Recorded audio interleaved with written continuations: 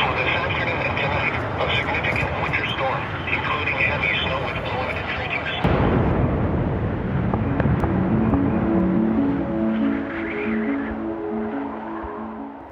Hello and welcome to the Snowbrains podcast, where it's my job to interview the most intelligent people in the snow sports industry and pass their fascinating knowledge onto you, our listeners.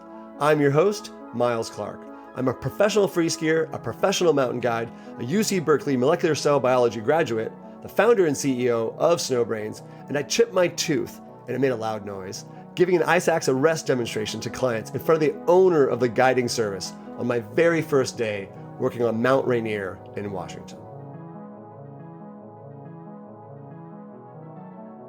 The Snowbrains podcast is brought to you by Alta Ski Area. Come for the skiing, stay for the skiing.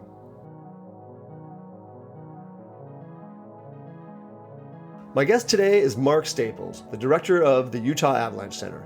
He was a professional ski patroller at Big Sky Ski Area in Montana before earning a master's degree in engineering at Montana State University as part of their snow science program. Mark wrote his thesis on energy balance at the snow surface and weak layer formation. After grad school, Mark worked as a backcountry avalanche forecaster for the Gallatin National Forest Avalanche Center in Bozeman, Montana. Mark has an undergraduate degree in engineering from the University of Virginia. Mark is also a passionate skier, snowboarder, and ice climber, as well as a father of three. Good morning, Mark. How are you? Thanks so much for being here. Welcome to the show. Yes, thank you, Miles. I'm excited to be part of the show it seems like you're just getting it off the ground. Just getting it off the ground. And I'm honored to be able to talk to, high up, intelligent people like yourself. So I really appreciate you being here. Let's just jump into a couple things to kind of warm up here. How many square miles does the Utah Avalanche Center create avalanche forecasts for each day? We've got about 5,000 square miles across the state where we do forecasting. But obviously, there's certain areas that have pretty high concentrations of use. Anyone familiar with the Wasatch knows the Cottonwood Canyons they have all the ski areas and tons of great backcountry riding to do. How many people work at the Utah Avalanche Center? Like, how many people would you have in the field each day?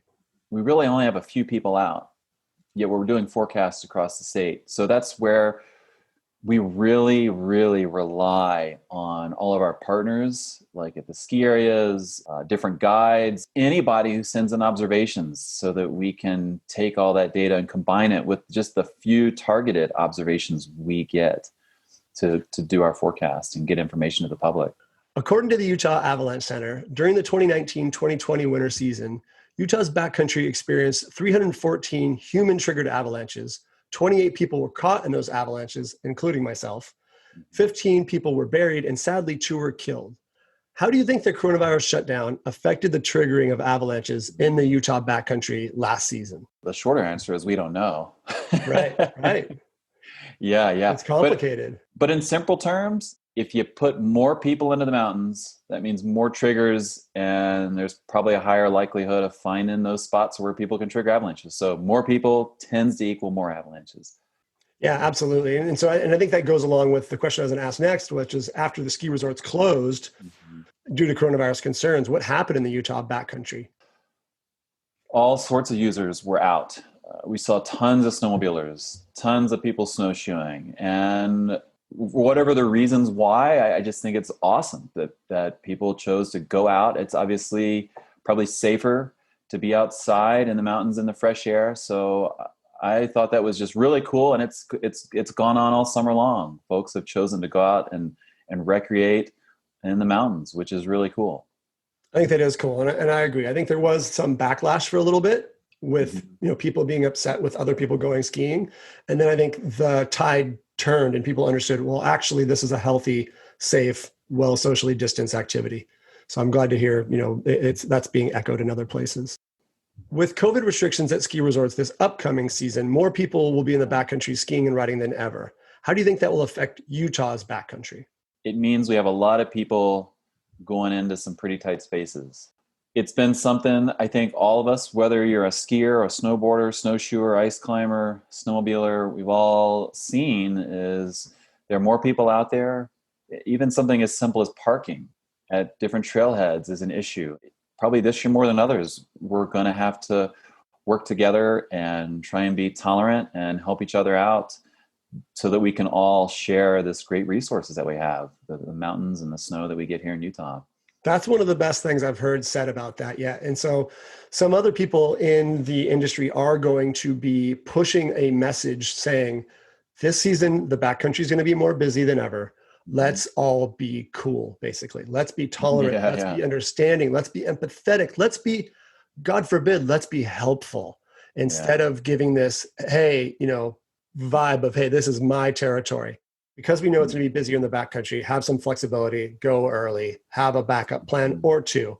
And again, I think let's just be tolerant. Let's be helpful. Let's be friendly. I think those are pivotal. So thank you so much for bringing that up. So you have over 1 million people who live within a 45-minute drive of the Wasatch Mountains, which hold some of the best and most avalanche-prone backcountry skiing and riding on Earth. How does having over 1 million people so close to great backcountry skiing and riding in such consequential avalanche terrain affect the Wasatch backcountry? Well, what it means is you can go from your living room to avalanche terrain really quickly. Because you can access this terrain so quickly, you can oftentimes squeeze in a few hours of getting out and riding in between all the other things we have going on in life. We've got a great talk coming up at USAW. A guy who was caught in an avalanche a couple of years ago out of Park City. He's got a great story of how he was trying to coordinate things with his wife. Take one kid, drop them off at school here, do this one thing for work. And then he was like, oh, now I'm going to quick run up. It was like he was going to go skiing, I think, at a Park City Mountain Resort and then go into the backcountry from there. But he had all this other stuff on his mind and he was totally distracted. And even when he got out, he was then distracted by all the other things he had to do, when he was done and he got back to his car. He had already been taxed mentally with everything he had to do that morning, got out, going skiing for him was his escape, but he couldn't fully escape because he knew he had to be back by a certain time. And then he had to pick up another one of his kids somewhere else. He had to drop something else off for his wife and then do this and that and that. And the last thing he was thinking about were avalanches. And that really made it hard to just totally focus on the real life and death issue at hand. And those distractions really piled up. And that was a function of this amazing access we have. I agree. And what would be your advice? Because that's something we all are carrying around with us as a mental burden when we go into the backcountry, almost all of us in Utah. So what is your advice to people to try to avoid that scenario where you're not thinking about what you're doing right now in avalanche terrain? Well, it's a tough one. I think it's something we all struggle with, right? Like, I do. How do you disconnect from this stuff? I think so many other sports we do, I think of like whitewater or mountain biking or climbing or so many other things, dirt biking, all these things, the danger and the hazard is obvious. You can see it. If I'm on my bike and I slam into that rock, I'm going to go over the handlebars and hit that tree. When it comes to avalanches, the snow is soft, it's fluffy, it's white. A lot of times what creates the danger lies hidden beneath in these layers. And I just don't think it's as apparent. And it makes it harder to maybe strip away some of those stresses and distractions because that danger isn't just jumping out in your face. I agree. And one story that really impacted me is the guys that ran Teton AT, that great website from Jackson Hole. Mm-hmm. They went backcountry skiing in the Teton National Park, and one of the guys had to pick up his dad at the airport. And they were in a hurry, and they ended up in an avalanche. And his dad, it actually brings tears to my eyes right now, just thinking it gives me pinpricks all over. His dad is who he had to pick up at the airport, and his dad would have loved to have been picked up late. Loved it. But that's not how you feel. You feel, I got to get there. I got to do this. You lose focus and really bad things can happen. So thank you for covering that. That is absolutely pivotal. And I hope that is driven home to our users, especially in Salt Lake City. Yeah. One thing I can add, it's critical to know what's under our feet. And when I talked about that danger being obvious, like that, compared to other sports, where it's right in front of you can see in whitewater, you can see that hole that you want to avoid. And in snow, you don't, because a lot of times the problems are hidden, they're lurking beneath our feet. So first of all, it just helps to stop, dig in the snow and see what's under your feet. It's really important. Even if you don't know, if you're new to it, the only way you're going to learn is by digging in the snow, seeing and feeling those layers. But more importantly, I think when I dig into the snow and I get down in there, I'm eye level with the snow surface. It changes the way I think about things. When I see that gnarly weak layer down at the ground and I realize if an avalanche is going to break, it's going to break 3 or 4 feet deep. When I'm down in the snow, I feel more vulnerable. It shifts my thinking a little bit. When I'm on top of the snow, I'm thinking about how awesome this powder is going to be and how great the riding is going to be. And so stopping and digging, it's almost a decision-making tool because it engages different emotions for me. Maybe you don't see anything that's relevant in that snow pit, but it brings the group together and you can talk about it and then extrapolate out to where you are going to be riding, the slope in question, the slopes in question, and have a conversation about that specifically, a real focused conversation. Whenever you can provide a sort of stop and think moment or a pause, and when you're dealing with a group, that is critical. And personally, sometimes I'm out with people who are like 10 times more fit than I am. That's every day for me. Yeah. So I'll Especially in use, Salt Lake. I'll just be like, oh, I got to dig a snow pit. And they're like, oh, okay. All right. I use it as like a chance to like take a break and catch a breath. I'm going to remember this. But what it does is it can bring the group together. And I don't know if you've ever seen groups that get strung out, whether it's 2 or 3 people or 4 or 5 people, they get strung out. And I think of it as an opportunity to bring the group together, create that pause, create that moment to talk about avalanches and the snowpack, and maybe pull us away from talking about how amazing the snow is going to be and really fine-tuning the focus on the snow. That is extremely insightful, and I hugely appreciate you seemingly almost creating that, for us right now. And so I agree, the benefits of digging in snow, it gives us time to reflect on the reality of the situation and the consequences, brings the group together. And I think you're right. It would help solidify, make a plan. So it's like, because once somebody digs, now you're asking questions. Hey, what should we do? What's going on here? And then I really, really like the idea of it giving you a rest, because my buddy Ben just smokes me. I don't need that. I need to take a break and dig a hole in the snow. So great advice, great insight. Thank you for that, Mark. Yeah. Can I mention one more thing about it? I want you to. I view it as my rescue practice.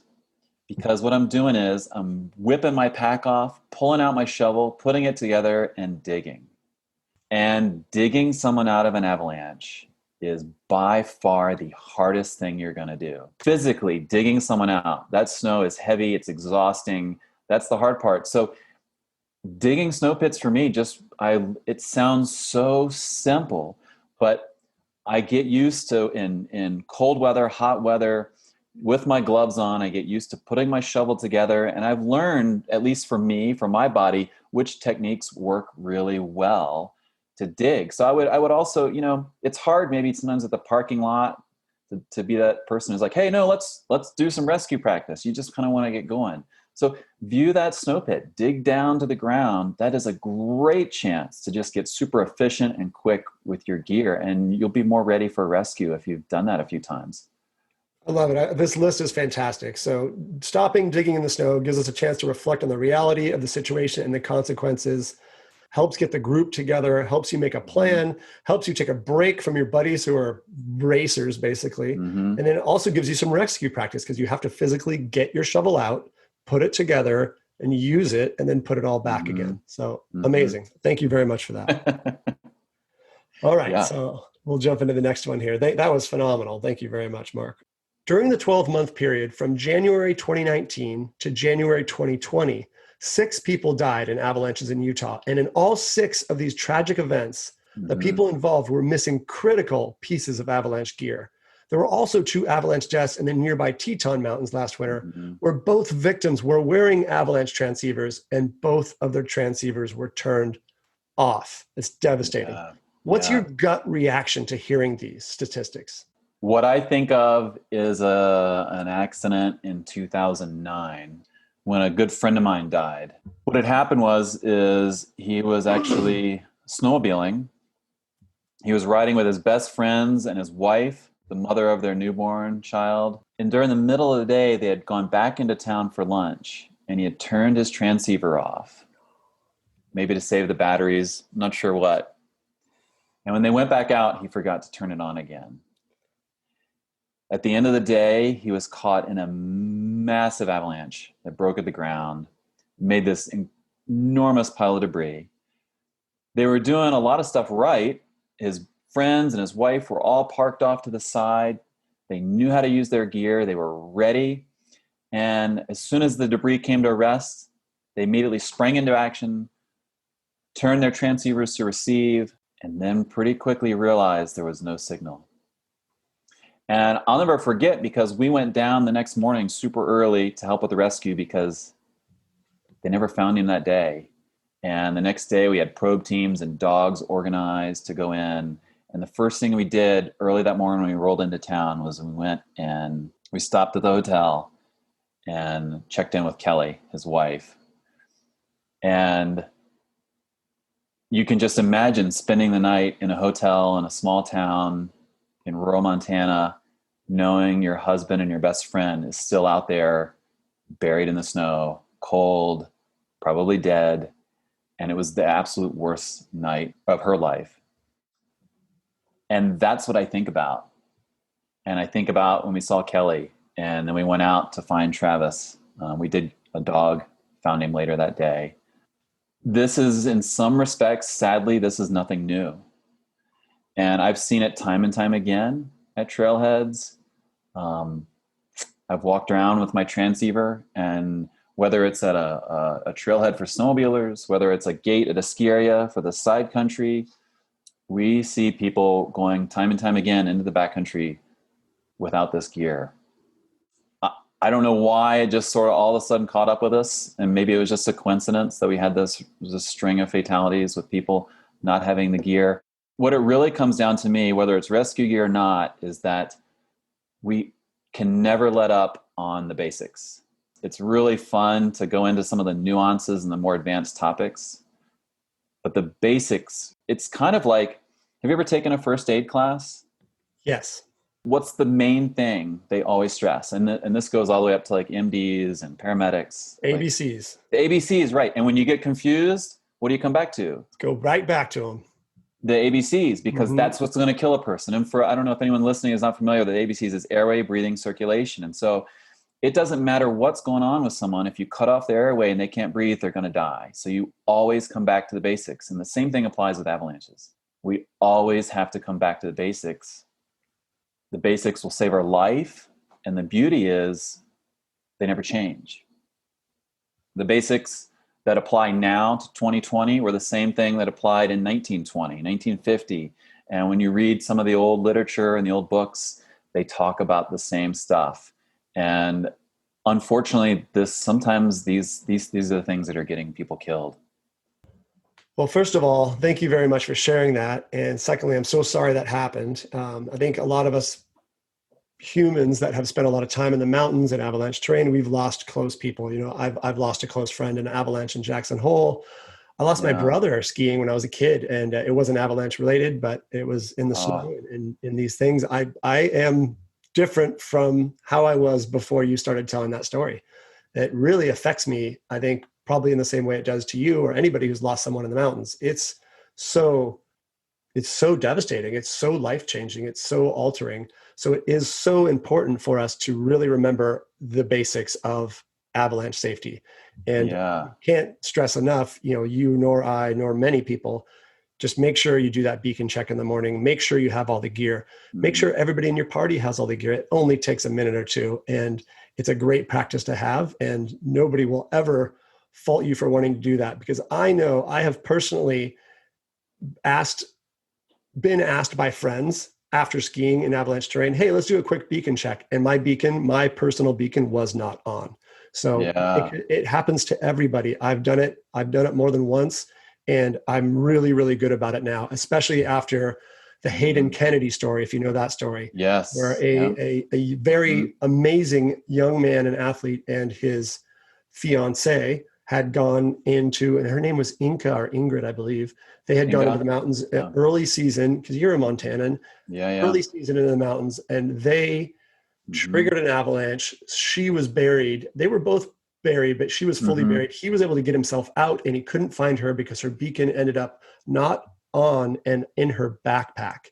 So they Yeah. just, because they had to walk 6 miles on dirt because it was early season, October, Mhm. to get to snow, they had Mhm. skipped that step by accident or meant to do it later. Just do Mhm. it at the trailhead, do it at the car, get it done. Yeah. And like you, Miles, I've done the same thing. I've been in the same situation as Hayden and Inga. More often than not, it's been in the spring, when I've had to hike in on some trail where I'm wearing running shoes, and I've put my transceiver in my pack, and because it's hot, it feels like summer. And for whatever reason, I mean, luckily, I've put it on before I got on the snow. But like you, I can remember a time teaching an avalanche class where we were doing some rescue training and practice and some beacon skills, and I turned mine off so as not to interfere with the drill that they were doing. And then we went out and we did some other things, and we went into avalanche train. And when I got back to the car, I looked down and I had never turned my beacon back on, and it was like a gut punch. I just felt horrible. But yeah, we all do it, and that's the thing, is that's where we have to help each other out. I agreed. And I've experienced it. It's a gut punch, and you don't want to tell anybody, but I have always just said, all right, I'm going to tell them my beacon was not on, actually. So that's a big mistake. Let's all make a note of this and do better. That's why we go with partners. It's not just so that we have someone to do a rescue. Our partners are there to, like, some of my best partners are the ones that'll say, Mark, what the heck are you doing, you idiot? And I really, really, really appreciate that. And Me so it's too. not just like a check on my decision making. They're the ones that are going to check to make sure my transceiver is on. They're the ones that I can talk to and have an honest conversation. And I just love that part about the backcountry. It's a moment too. We just have these real conversations. We're talking about life or death, and with all the other junk that goes on in life, back home, it's refreshing to go out and have these real consequential decisions and conversations with some of our best friends. Agreed. More pure, more dynamic at times, and more real, human interaction. I'd really like to reiterate what you said there, because that really changed my brain. I've not thought of that ever. That the spring backcountry mentality, the approach that you take to the backcountry in the spring, where there almost isn't much avalanche danger at all. We may take that mentality from the spring and transfer it a bit more than we'd like to the next fall. So when we get back out in the backcountry in December, for example, I think that is genius. You should write a paper on that. That is so good. I've never heard that before. So I really want to drive that home to our audience, because this podcast is going to publish in the fall, and we're all just about to get out there, and we're all very hungry. Ski resorts have been closed. A lot of us haven't skied in at least 6 months, so we're ready to go. So that is great. How common is it to see large amounts of human-triggered avalanches in short periods of time in the Utah backcountry? Well, it's not unheard of. And like we were talking about earlier, we have tons of people, millions of people living within 45 minutes of amazing terrain that's also avalanche terrain. I don't know what people do for a living, but it sure seems like people get powder flu and are able to take time off from work when there's good snow. I see that too. Man, is anybody working today? Nope. So yeah, I mean, when all those things converge, maybe some instability in the snowpack, fresh snow, lots of people, we get avalanches. So it's not uncommon. It does seem that in Salt Lake City, you kind of have a mathematical equation for that to happen, right? You get a bunch of snow, it's sunny, lots of people live nearby, boom, they're in the mountains. Okay, Yeah. we'll move on. Why is it important to report avalanche accidents and observations to your local avalanche center as soon as possible? Well, the first and foremost is we use that information and that data to make better forecasts. And we often take the data that we have to where we think the avalanches are going to happen, and then we overlay that with where avalanches actually have been happening. So the more info we have on that, the better we can sort of really fine tune what we're giving to the public to let them know where avalanches are going to happen, because that's a big part of our avalanche forecast. It's not just I don't know. Most people are probably familiar with the avalanche danger rating. which goes from low, moderate, considerable, high. It's green and yellow, orange, red. But an even more helpful piece of information that you get when you take an avalanche class or you learn more about avalanches is learning the types of avalanches. And then what we try and convey then is where they're going to happen. So they don't always just happen on every single slope. It's just like a lot of things in Mother Nature, they do follow some sort of pattern. And if we can identify that better, if we know where they're going to happen, then also they can tell us where they're not going to happen. And we can adjust as skiers and riders, we can adjust where we go to the slopes that are going to hopefully be less prone to sliding. That's first and foremost. Second is kind of like you did, if we can share our stories, and I think we've come a long way as a community. It used to definitely be like a black eye or, something we were embarrassed about. We've come a long way where it feels like most folks are willing to share. Obviously, social media and smartphones and everyone having a camera in their pocket has made that easier in terms of technology. And then I feel like there's less shaming that's going on. And it takes a lot of work to keep that at bay. But I think as the more that we share, it just sort of grows. I think it's ingrained us as humans. We kind of humans go back hundreds of years ago. We grew up hanging around the campfire, hearing stories being passed down through the generations, and that hasn't gone away. So the power of storytelling, I think, is really how we can learn by looking at the data, but when we wrap that into a story, we really learn. So sharing these avalanches is part of that storytelling and sharing the story of what happened. And for me, at least, that's where I've learned some of my greatest lessons have been through these stories. I think you just covered it, but I'd like to hammer it home for our audience. So I'll ask these two questions together. Why do people avoid reporting their avalanche accidents? And what does our community need to do or not do to encourage the reporting of avalanche accidents? Look at these accidents through the lens of that could be me. And I feel like as a community, we're going to be less critical of these people and more open to hearing what they have to say so they don't feel embarrassed or shamed about sharing their story. It appears clear that there will be many new backcountry users this winter due to coronavirus restrictions at ski resorts. If you met someone who was planning on backcountry skiing or riding for the first time this season, what advice would you give that person? It probably doesn't really matter if they're skiing or snowboarding or snowmobiling. And I don't know how I would convey this, but I think the hardest thing to understand is how dangerous avalanches are. Snow is soft and fluffy. When the mountains get a fresh coat of snow, they just look so clean and pure and pristine. It doesn't seem dangerous. And so I fall prey to this. Luckily, I go look at a lot of avalanches, so I get constantly reminded of their power and their destruction. But it's just so easy to not feel as worried about it. Maybe what I would say, I'm just thinking about this now. So an avalanche can get going 60 miles an hour in seconds. Even a small avalanche can go that fast. But imagine just as you're driving home through the neighborhood and you're going just 25 miles an hour, which seems kind of slow, right? Stick your head out the window of the car and nail a mailbox with your head and your neck. Like, you can imagine how that would feel. And that's what's going to happen in an avalanche. 25 miles an hour is nothing. They'll be going 60 miles an hour. And now you've got trees and rocks.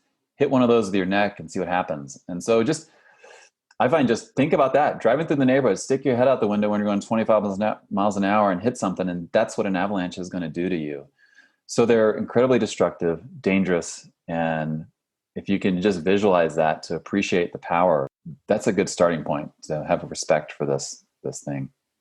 Absolutely. And to continue one of your points there, the data I've seen is that about 25% of the people who die in avalanches die from trauma from hitting objects. Mm-hmm. 2 days ago on October 19th, a skier in Canada just died. Yes. Oh, so sad. And it wasn't avalanche related. It was just a thin snowpack, and it's not really clear what happened, but it sounds like they died of trauma from a fall.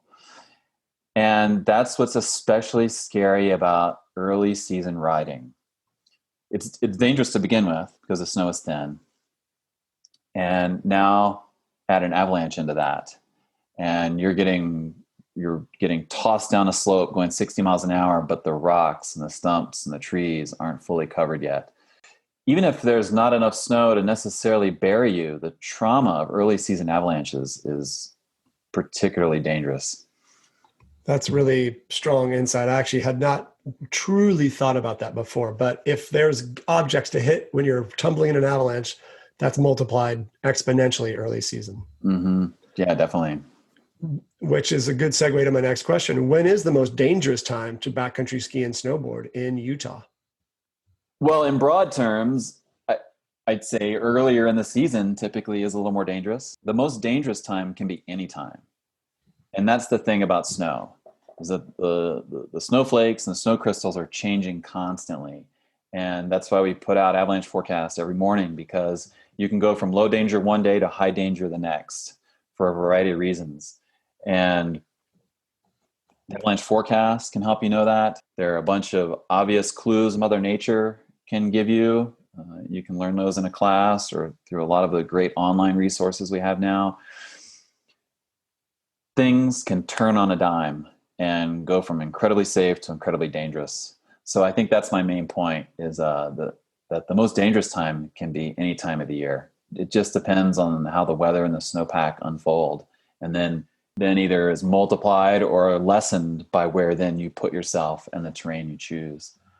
I think that flows well into the Facebook question we got from Eric, who asks, what is the best weather to solidify faceted layers in the snowpack? And for our users, faceted layers are the dangerous layers that avalanches can happen upon. The tough part about these faceted layers, which if you've ever looked at them, for folks who aren't familiar, it's the layers of snow and the snow crystals that when you reach into it, it feels like sugar. It's very loose. And that oftentimes is what causes a lot of avalanches that are particularly deadly.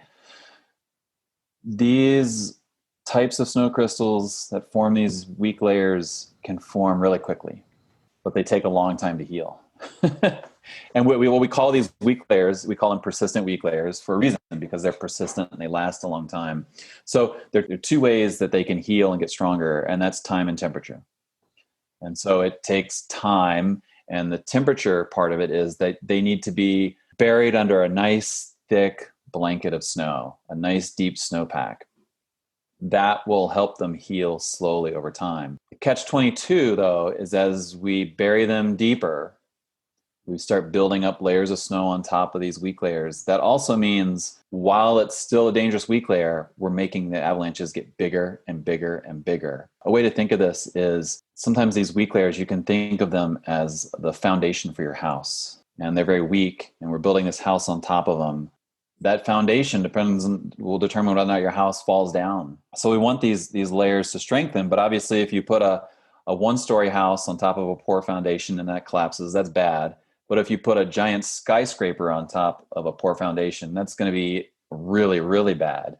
And that's kind of what happens, and that's what needs to happen in order to heal them. But eventually they can heal, and I guess the main thing is that is where tuning into your local avalanche forecast will help, because we will be tracking these layers. We'll be talking with maybe sometimes the ski areas are dealing with them, and we can start to let you know when they have essentially gone dormant or they have healed. What's the best way to stay out of avalanches? And what's the number one tool available to backcountry skiers and riders in avalanche terrain? Well, the number one tool, believe it or not, is not going into avalanche terrain. I like that. Stay home. Well, yeah. Well, and it's not stay at home. Go to the ski resort, yeah. It also means pick lower angle slopes. And it sounds really simple, but that is a tool I use. Our entire staff at the Utah Avalanche Center uses. Avalanche professionals around the country. This is the number one thing we do. And in general, there are obvious outliers and extreme events, but in general, avalanches won't happen on slopes that are less than 30 degrees in steepness. And so the best thing you can do is learn how to measure slope angles. You can get that in a class. There are a lot of tools. There are apps on your phone. There's a great little digital device you can buy that clicks onto a ski pole that can help you measure slope angles.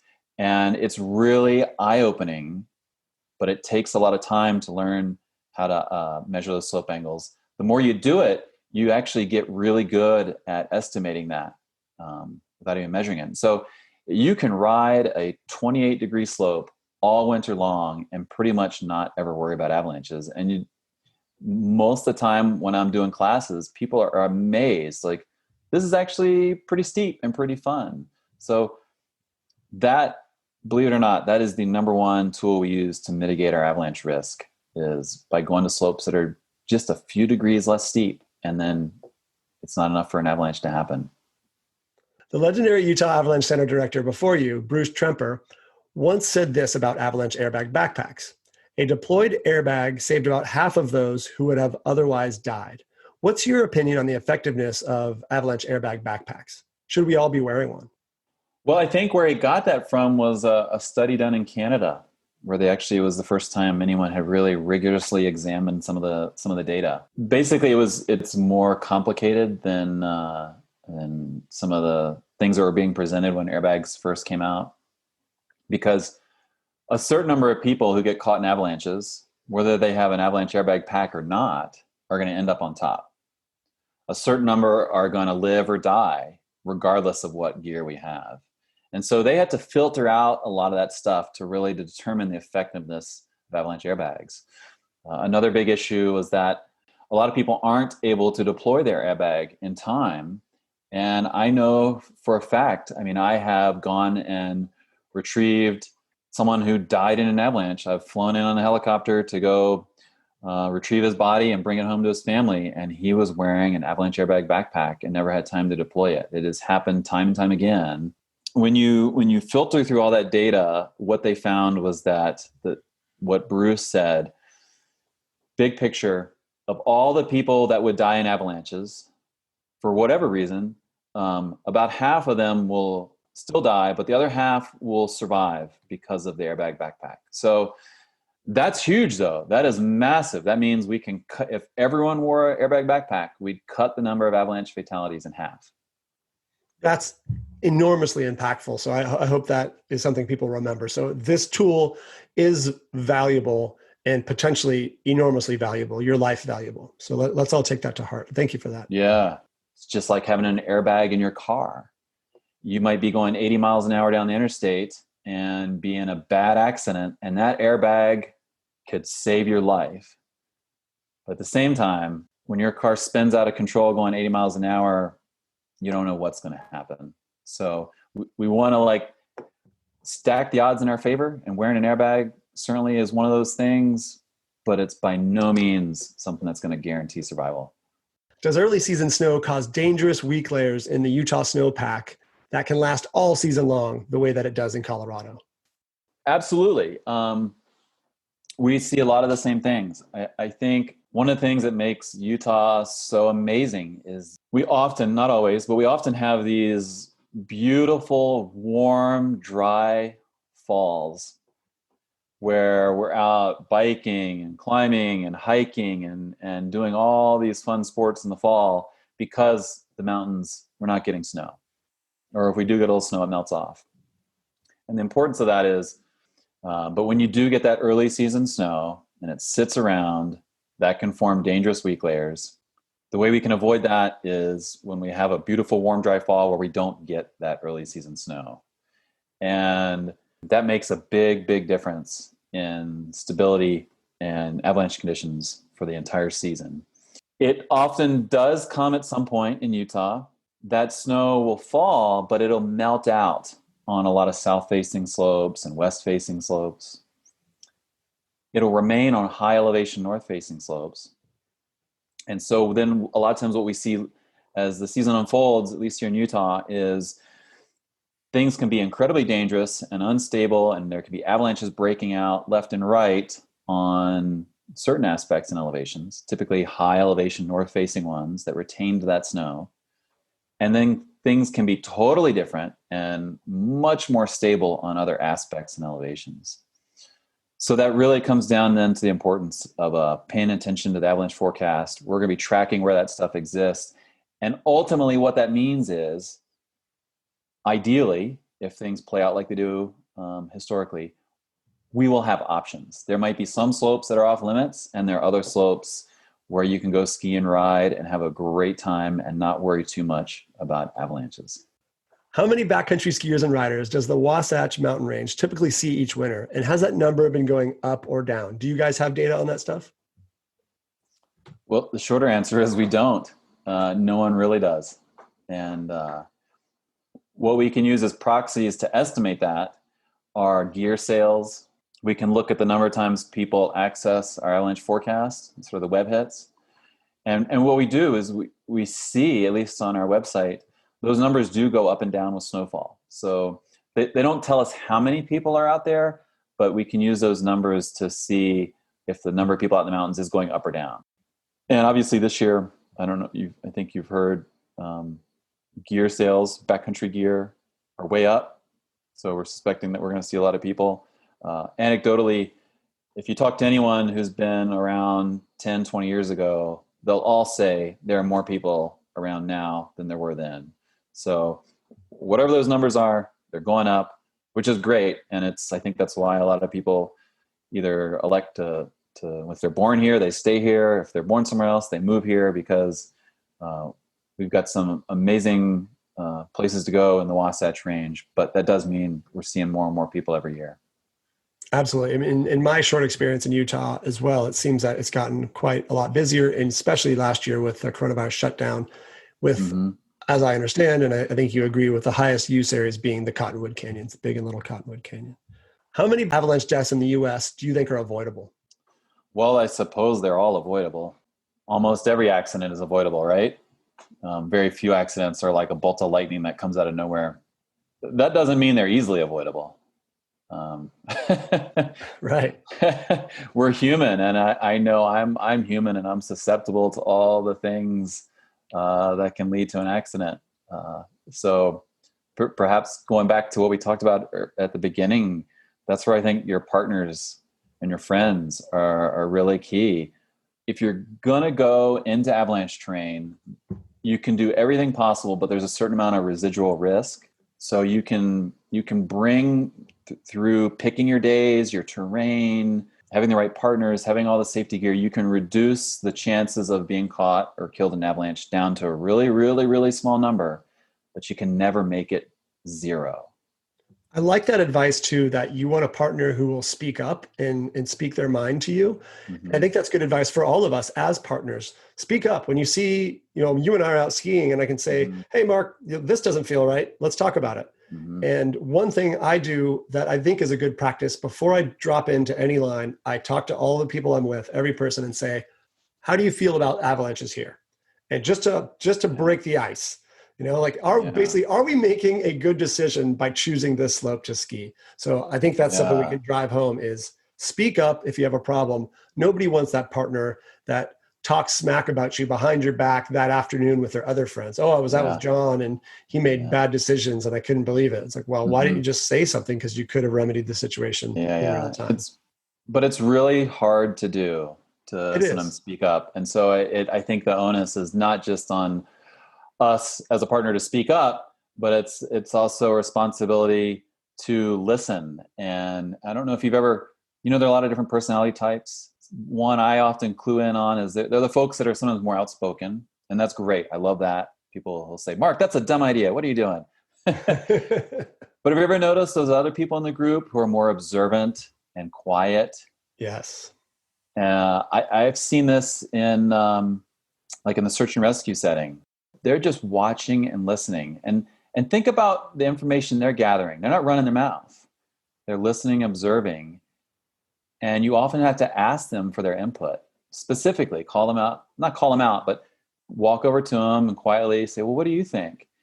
And boy, they can have some really insightful comments sometimes, but you have to give them space to speak their mind. You have to maybe ask them to. And so I think it's not just the responsibility of folks to speak up, but it's the responsibility of us to to give them space to speak up or to ask them their thoughts. And those people can be really sharp and have good info for us. That's really good insight. I think that, yeah, and that'd be a whole other podcast. But yeah, when you do see people, you see people on the Myers-Briggs, personality scale, somebody who might be introverted and intuitive. That combination, I think, is the type of person that you're referring to. And that person is going to be somebody who's just literally taking in information, making profound calculations and coming out with strong outcomes. But because of their introversion, it might be harder to get that out of them. So I agree, being a better listener, speaking up if you do see something wrong, but then also even asking, hey guys, how do we feel here? I think it's all fantastic advice. What is a typical work day in the backcountry like for you? And how do you create an avalanche forecast? And this is a 20-minute answer that maybe you can boil down to a couple minutes. Yeah. Well, a typical day in backcountry is just ripping awesome powder. Right? All right. Let's keep it simple. We get out on a lot of horrible snow. All right, I'm sure. But we do find good powder occasionally. The typical day in the backcountry is often fairly targeted, since we do have limited staff and limited time. We often have a question we're trying to answer, and we're going to places maybe where we haven't gotten a lot of observations, or maybe we're going to a place where we've gotten conflicting observations. And we're trying to usually answer a very specific question. And that drives where we go and what we do. And I find it really fun. It's really interesting. You're kind of like a detective. We've joked about it before. It's like an episode of CSI, except we call it Cold Smoke Investigations. Sounds like a good job. Yeah. But it is really fun. You're out hunting for these clues, these answers from the snowpack. But getting back to part of your question about how we then make an avalanche forecast, the process I view is like imagine a giant funnel, and we're collecting all this information, all this data.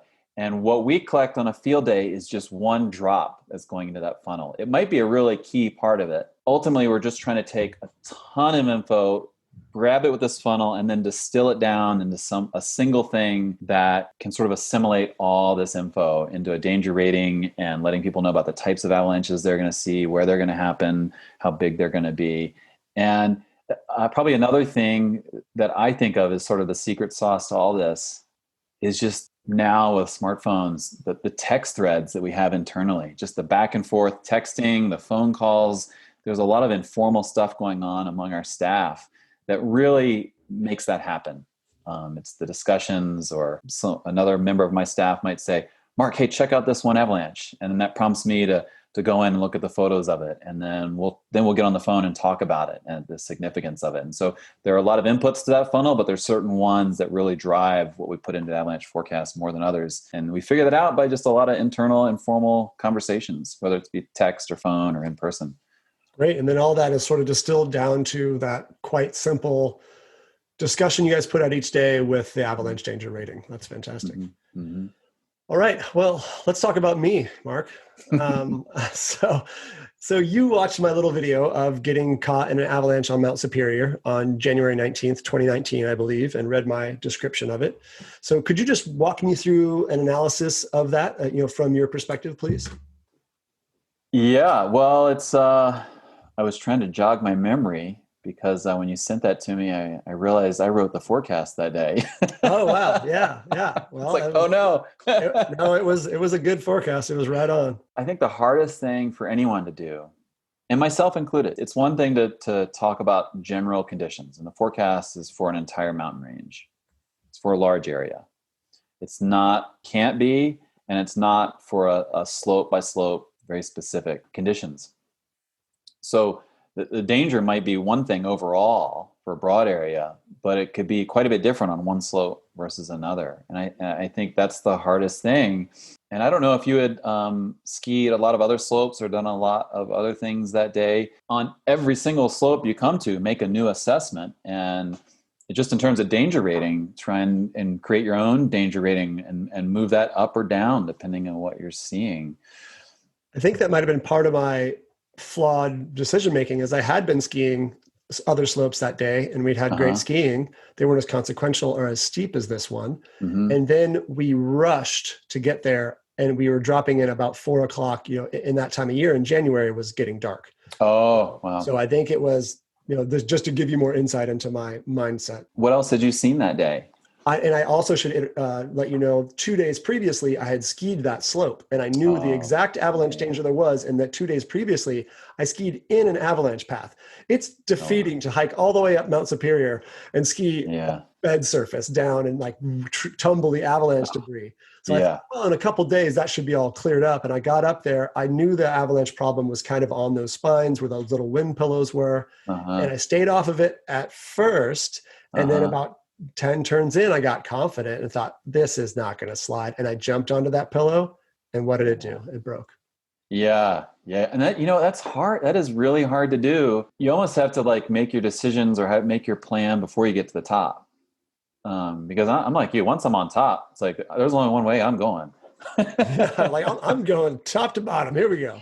Yeah. It is really, really hard to go back down the way you came up, and especially on a big mountain like Superior. You put a lot of effort into getting to the top. So you kind of have to make your decision before you get up there, and then maybe have other options. And it sounds like you kind of did. And I've been guilty of it too. And once you get going and the snow is good, you just kind of get into autopilot. I still had the option to go ski the avalanche bed. I'd skied 2 days before. It was just, Yeah. 20, 30 feet over. And I Yeah. didn't, because I thought, oh, well, now we can do it. I did that already and I paid my dues. Here I am. Let's go. Yeah. Yeah. The consequences of an avalanche can be drastically different between one place and another. And fortunately, that's one thing we get to choose. We can't really choose the snowpack, but we can choose where we ride. There was an interesting study done by Ian McCammon, and I don't remember if it was published or how rigorous it was, but I remember he said that the question he was trying to answer for his students time and time again was, we talk about this big consequential terrain, these big slopes and these big peaks, maybe slopes that could wash you off of a cliff, or ones that end in terrain traps or can carry you through trees. And he was just curious, well, what about when there's none of that present? How often are avalanches hurting, injuring, or killing people due to trauma? And as I remember it, his conclusion through looking through a lot of accident data was, if there's none of that present, no trees, rocks, cliffs, terrain traps, typically the avalanche itself doesn't kill you. It's being buried. And so we can choose those slopes where we don't have those things present. And then it becomes a matter of, is the snow going to slide or not? If it does, we get buried, or our partner's there to dig us out, but we can potentially survive that. So it's a whole nother level of risk when you throw in that terrain. Every avalanche is serious, but the terrain can magnify the consequences. I think that's really a fantastic perspective. A quick takeaway there is, yes, if you can be out in the backcountry and choose a location that has no challenging things like trees, cliffs to fall off, in my case, high consequence terrain, you have a much better chance of being rescued by your partner. Continue. Thank you. It's hard because something like Mount Superior, if people aren't familiar with it, it's really easy and quick to get to, and it's right there above. When you're down at Alta, you're looking right at it. People ski it all the time.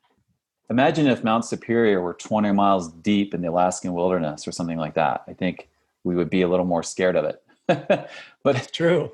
I mean, it's like you can drive up there and you're there in 30 minutes, and a lot of people are pretty fit. They're on top in another 30 minutes. The margin for error when you're in that kind of terrain, and when I mean error, I mean the error in your estimation of the stability of the snow underneath you, the margin of error in terms of like the line you decide to ride, are you 10 feet this way or that way of some spine?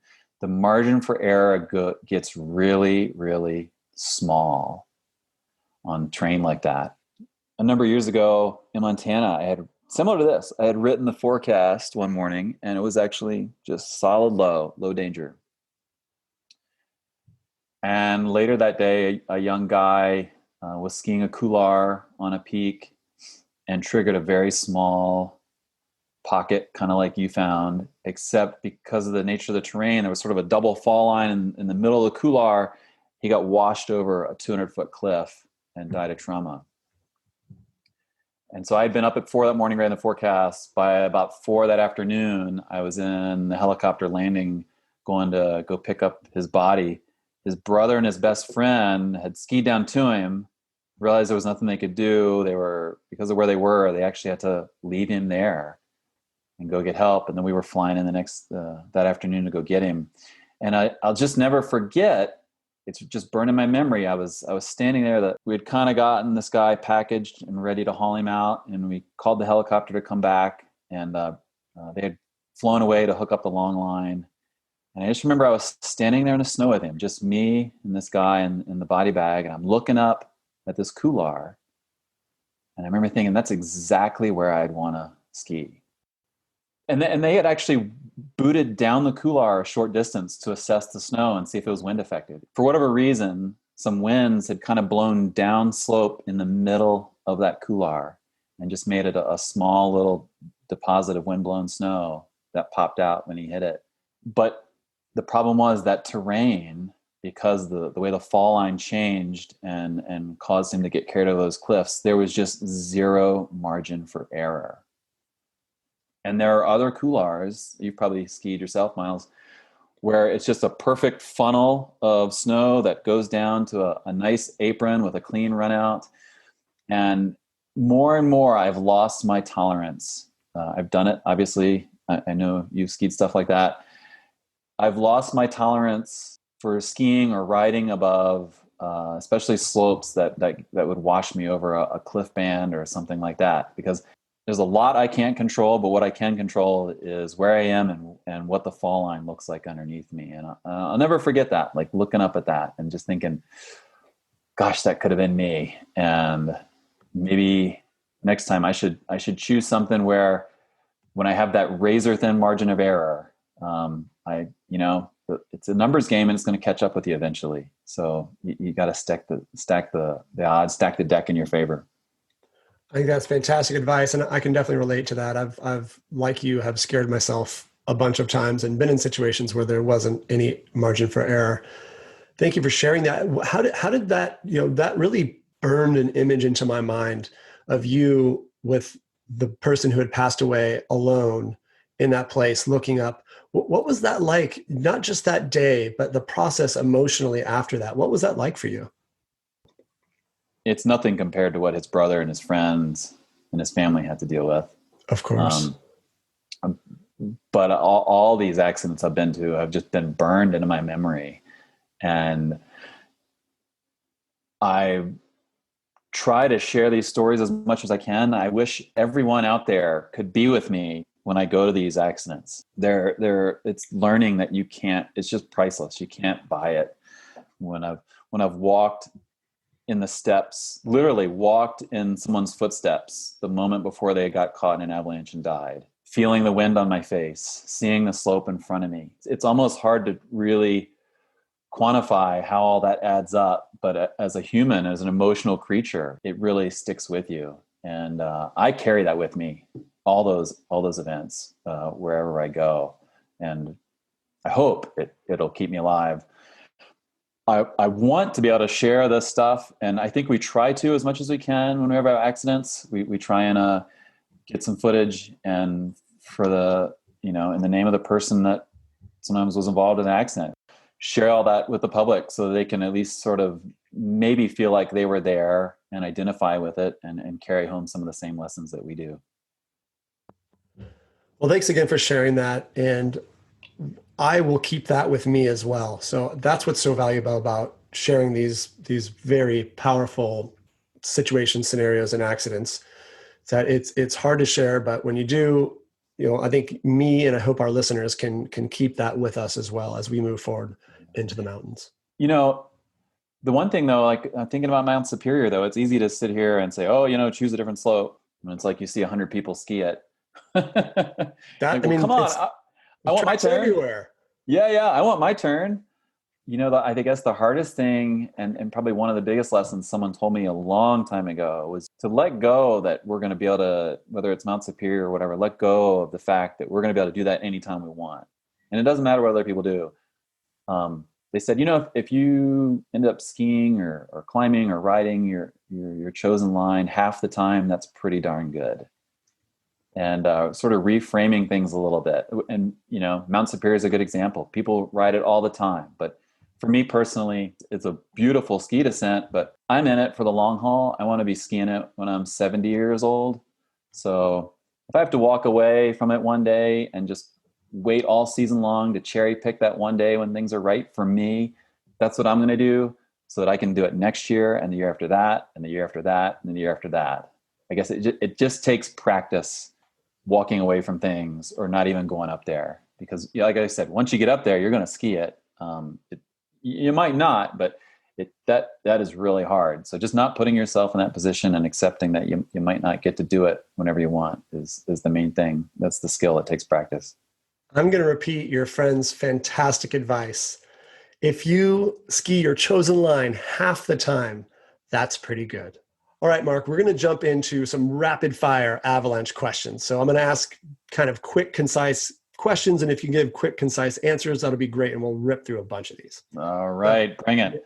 All right. It's almost like a game show. All right. So here's a great one we hear a lot. Can loud noises trigger avalanches? Nope, not at all. How fast do avalanches travel?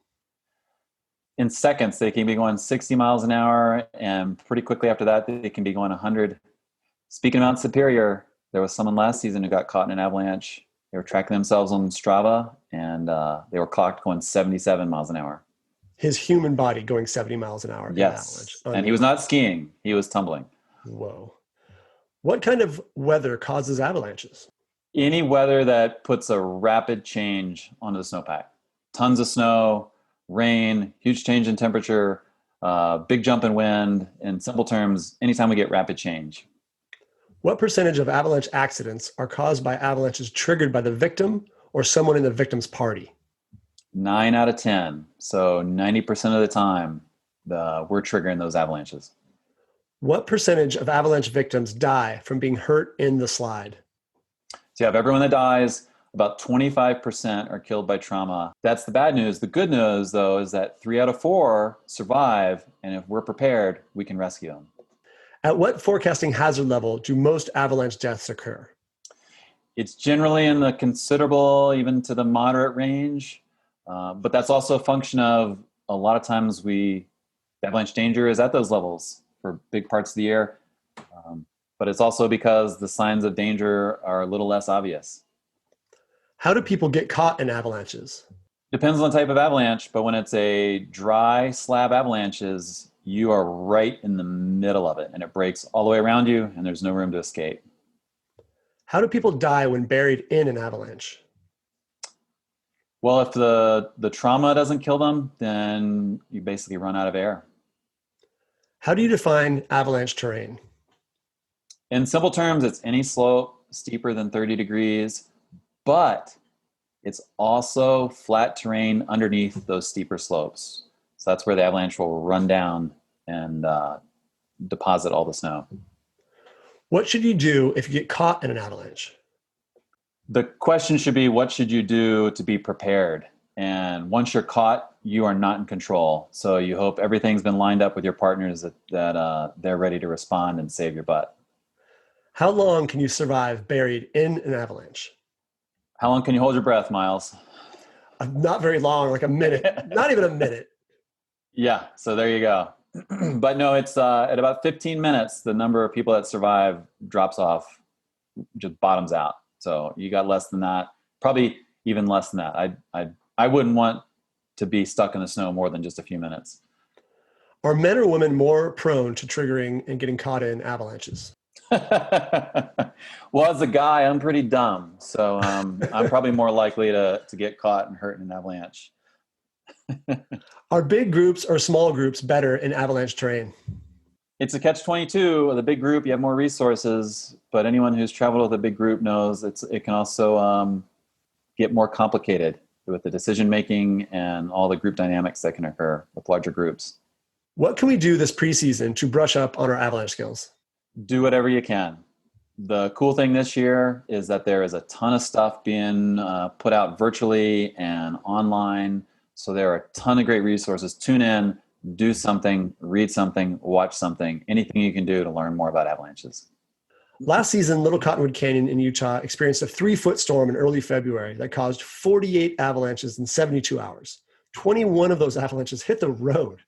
People were not allowed to leave their homes or hotels, what they call interlodge in Utah, nor enter nor leave the canyon for 54 hours. The roads were closed, everything. So just real quick, what caused this? How common is this kind of event? And what was it like as a forecaster? A really simple rule of thumb that we should all remember is more snow equals more avalanches. And I'm not sure the snow totals, if it might have been more than 3 feet. What I do remember is that it was almost 7 inches of water. Whoa. So when you take all that snow that fell, and if you melted it down, it'd be 7 inches of water.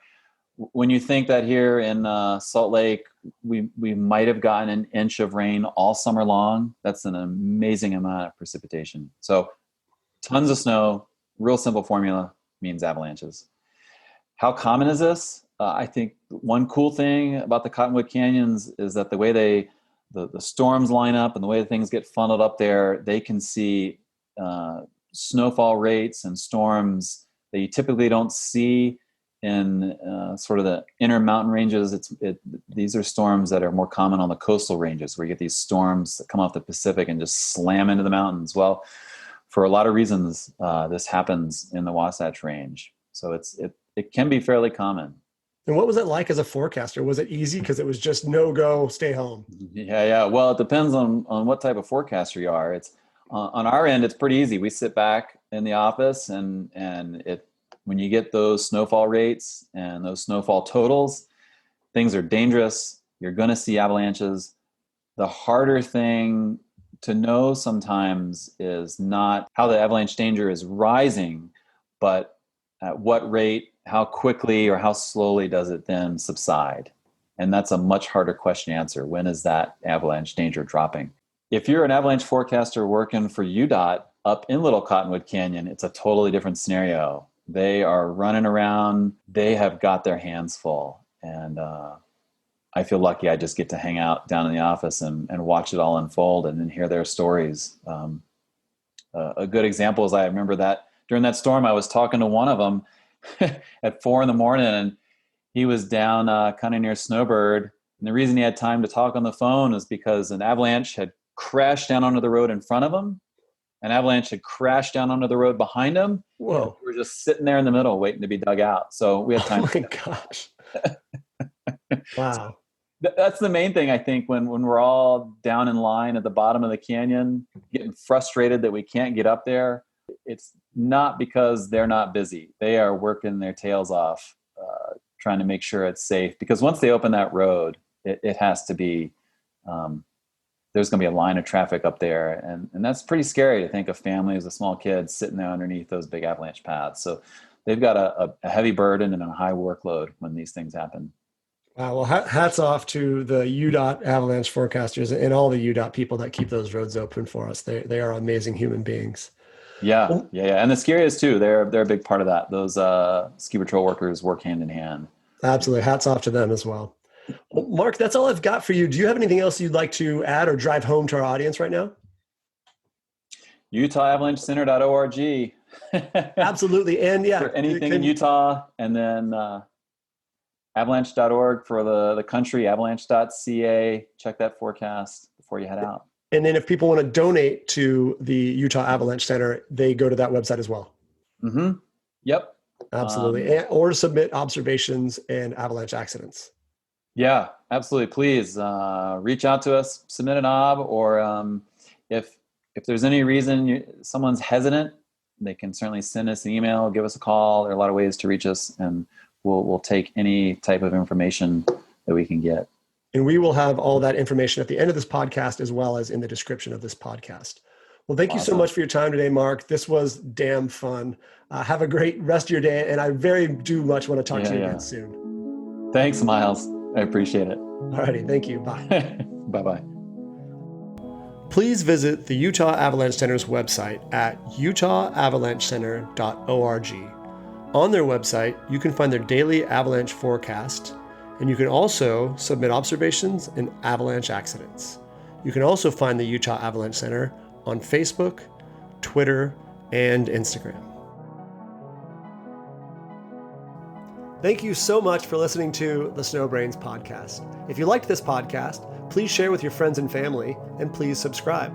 To find out more about Snowbrains, please visit us at snowbrains.com. You can also find us on Instagram, Twitter, and Facebook at Snowbrains. This episode of the Snowbrains podcast was brought to you by Alta Ski Area. The editing of this episode was done by Robert Wilkinson. The music was created by Chad Crouch. I'm your host, producer, and creator, Miles Clark. Thank you for listening.